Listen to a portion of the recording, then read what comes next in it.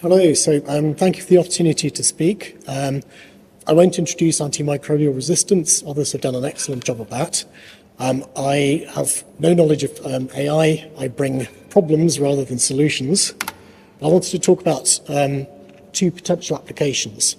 So I'm interested in antibiotic discovery.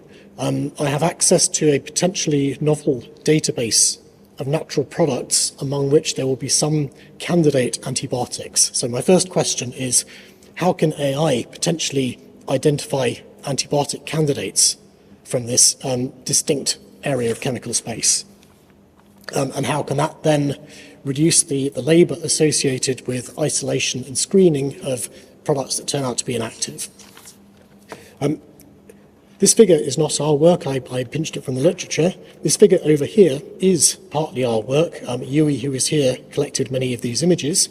So my second question is, how can we then identify the mode of action of antibiotic candidates based on analyses of microscopic images?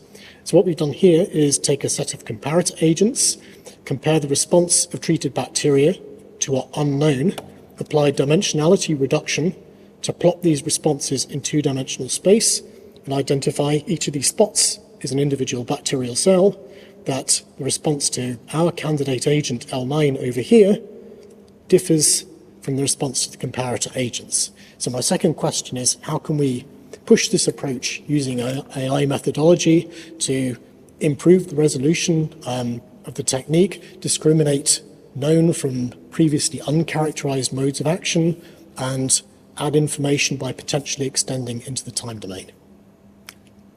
So those are my questions. I look forward to potential answers.